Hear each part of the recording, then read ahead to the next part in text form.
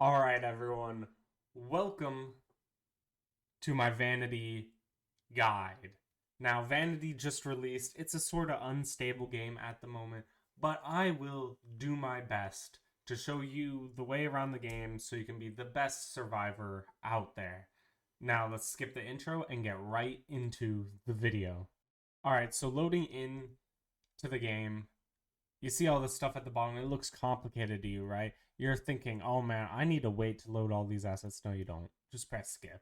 Just press skip. The game will be perfectly fine with you pressing skip. The game just needs to load a tiny bit. So, the first thing you want to do when you spawn in is press M and check your map.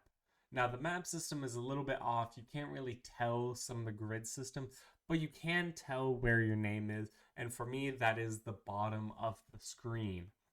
Now, there are 4 locations on the map. Here, which is abandoned supermarket. Here, which is car garage. Here, which is watchtower, also known as Millie Base.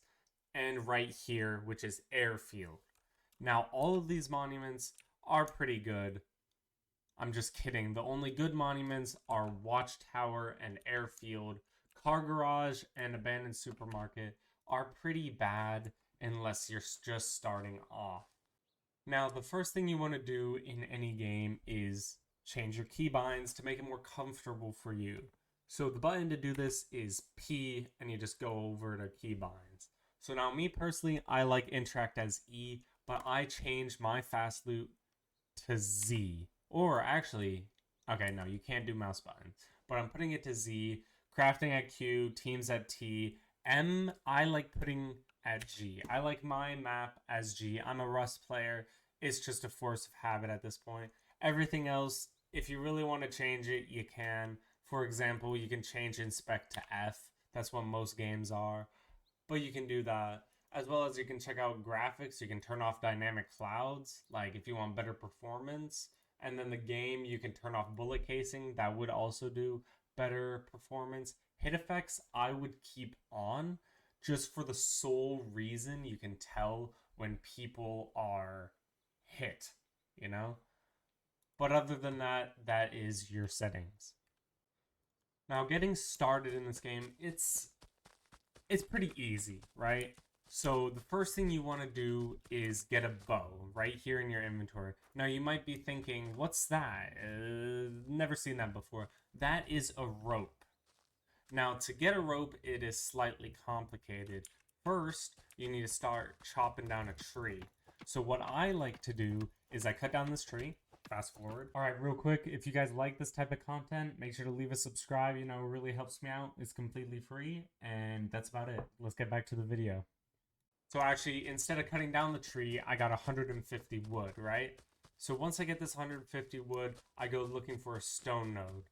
Now in the meantime, you may notice this little thing in my inventory. It is called plants. Now that is how you make cloth. Okay, so I found the stone node I was looking for. So basically, after chopping down enough trees to get 150 wood, you want to hit a stone node just enough to get 100. Because keep in mind, your shiv has a low HP and breaks easily. So you want to make the most out of your shiv as possible and craft and get exactly enough materials to craft a hatchet. So with this hatchet, you want to chop down more trees, get up to 400 wood. Now the reason you want 400 wood is because that is the recipe for a bow. So there's maximum yield of 250 wood per tree. Obviously I didn't get that because, I don't know, game's buggy. But I just keep chopping. Alright, I have my 400 wood, and as you can see, I have 300 plants in my inventory, 500 plants in my inventory. So, what you can do with these plants is per 10 plants, you can craft 1 cloth. So usually you need about 150 plants. Quick warning, as of recording this, the update didn't come out, but as of right now, the update did come out, and bows now cost 2 rope, which means 30 cloth, which means 300 plants. So just keep that in mind as the video continues. to make 15 cloth, and then you need that 15 cloth to craft into rope, and then you craft that rope and that 400 wood into a bow, and boom, you have your bow, you have your start. And usually what I like to do with the leftover wood is just craft the arrows. If you don't have enough arrows, that's why you have a hatchet to keep on going. Now, most important part, arguably, in this game is the primitive aspect, because you can never get these guns if you're stuck in the primitive stage. So what you want to do in this game is get good at the bow. So I will be teaching you how. So while sprinting, you can cock up your bow. So as soon as you stop sprinting, you can shoot instantly, right? But some of you may be asking, the bow's a little wonky, right? You know, where does my arrow go? Now look closely. I'm going to put this in slow motion for you. The arrow goes slightly underneath where my arrow is in the pullback. Just ever so slightly underneath. So that means if you're shooting at someone, you want to aim slightly above their head or body, you know, depending where you're trying to shoot. Also, keep in mind the distance, the range it has. It doesn't have that much range. So you gotta get medium to close range in this. Because if you're shooting from far range, your arrows won't hit. Alright, so after farming a decent amount of materials, as you can see in my inventory, I am now ready to build a base. So building a base is quite simple. First, you need a blueprint. This is how you're going to lay down foundations and walls. So I'm going to just start with a simple lava 2x1. Super simple. I have to press E to bring up the menu again. And if I want to demolish, I press this button. And if I want to upgrade, I press this button. And then I can select between all of them. So I'm building triangle foundation. I just want a simple 2x1. I might not have enough wood, but that's okay. So I just built, you know, pretty simple, pretty easy stuff to learn here. Then the next step, you want to slap a door down and obviously a roof so you don't get shot at from the mountain that I just built by. So build location obviously is extremely important. Now you want to build close enough to monuments that you can run them, but far enough away so that it doesn't attract attention. So what I did was I built a little bit far away from Watchtower and a little bit far away from airfield and supermarket. I'm kind of in the middle of the map. I can do anything I want, but I mainly built for Watchtower. So the next step in building my base, obviously I am not secure in this base. Anyone can come around and open this door. So what I want to do is I want to make a primitive furnace. Now this is 200 stone and 50 wood. Really easy to make. Just slap it down in the corner of my 2x1 right there. And what I want to do is I want to put about half of my wood in there. Put it in that slot exactly because that's where the wood goes. And then I want to divide my metal into 4 equal slots, obviously. So I'm just going to do this until they're all about equal. Why I do this, you ask, is so the metal cooks faster. Because there are 4 slots for metal to be in. If I cook the metal one at a time, if I just have one stack, then people are going to... what am I talking about? Then the metal will not cook as fast. So as you can see here, if I put 4 at once at 125 metal, it's going to cook 4 at a time right there, as you can see. Now, opposed if I had just put 500 in just like that, it would cook 1 at a time. So that is the greatest way to cook metal. Now I got to wait a bit, so I'm going to fast forward. So I waited a little bit, right? And now I have 76 metal. Don't mind me, my character is dying because I am dying of thirst. So I'm going to turn my sound down actually for that, so you guys don't have to listen to that. But what I'm going to do with that 75 metal is I'm going to get a letter lock, right? I'm just going to slap that down right on my door. I'm going to lock it, and I'm going to put any code I want. Me personally, I'm not going to show you my code. So I'm just going to do this random ass thing right there. HBEE. That's what I'm going to do. I'm going to click confirm. And what this means is no one can enter my base without knowing that code. So obviously, share this code with no one. Trust no one in this game. If someone asks you to play with them and you don't know them, they're most likely trying to betray you, okay? Trust no one. So the next step, as my metal was cooking, I went outside and cut down a tree and got around 400 wood. But I only need 350 for this, along with 50 metal. So the next step that I want to do is create a workbench tier 1. Now what this does, if you're from Rust, this is the same functionality as a TC. You authorize on it and you put wood or whatever resource you need to maintain upkeep on your base. And this will allow your base to stay up.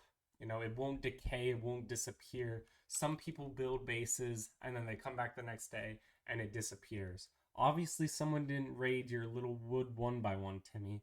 So it's because you didn't put a workbench in your base. So the next step after that, to make a fully completed base, you want to craft some more cloth, about 15 again, with your plant fibers that you've been collecting, and you just craft the bedroll. Boom, instantly, just like that, right next to my primitive furnace, so I can stay warm while I'm sleeping. Now I'm gonna reset my character just to show you guys where it's gonna pop up. It's gonna show up right there, untitled bedroll. Instead of respawning randomly, I can spawn inside of my base, and wow, look at my dead body. He is out. He is sleeping, man. But as you can see, I can also use my quick loot feature to just boom like that. So that is how you build a fully functioning base.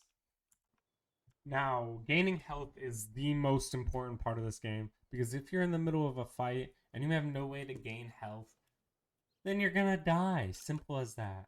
So the best way to gain health currently in the game is to chop down these little cactus right here.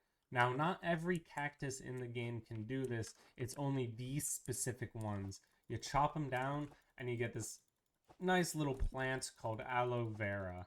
Now I'm going to continue chopping these down just to show you guys an example. But what we can do with this aloe vera is we take 4 of them and we craft medical brew. Now medical brew heals for exactly 22 HP, which is not the best, but it's still good.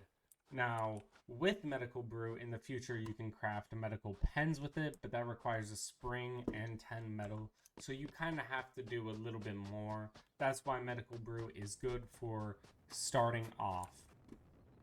Wow, speaking of which, I'm very lucky to encounter this just during the video, but these are airdrops. Now, most likely, I'm going to get countered on this airdrop because I don't have that good of loot and people have loot on this server. But I'm going to see what I can do and show you guys an airdrop. Airdrops are kind of in space shuttles, and then they drop the airdrop, obviously. But they drop really good loot, high quality loot, and that's why if you ever see one and you have decent gear, you want to go for it. Now, it looks like no one is here. Hopefully, I can contest this airdrop without any problem.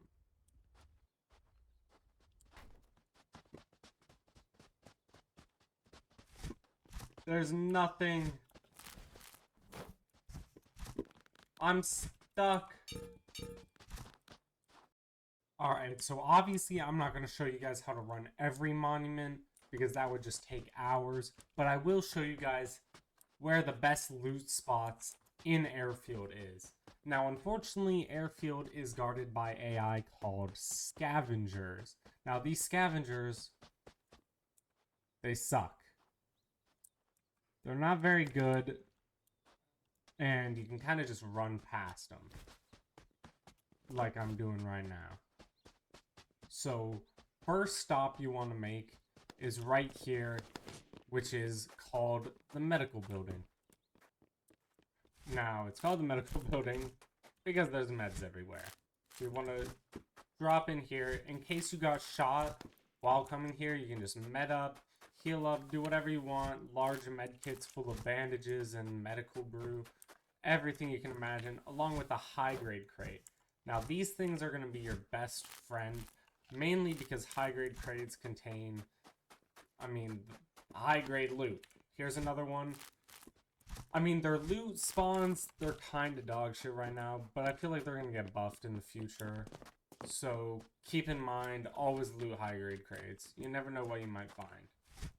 Now, the best place to loot in airfield is where I am right now, which I like to call apartments. Some people call it dorms. Now, you basically just go into every single dorm and just check for loot. But most notably, the top floors contain the most high-grade loot. So right here, for example, top floor contains loot. That's a scavenger. Boom. Some loot right there. It kind of doesn't follow a pattern, but that is just what I've observed so far. Actually, bottom floor. Boom. 2 GPUs. So I'm going to kind of just speed this up for you guys so you don't watch me in every single individual apartment. But this is just what you do in airfield. You loot every single apartment. So I believe that is all the basics that you really need to know of the game. I could show you guys how to do melee, but I believe that's going to come in a more advanced guide later on. So if you enjoyed the video, hit that like button, subscribe, whatever. I will see you guys next time. Goodbye.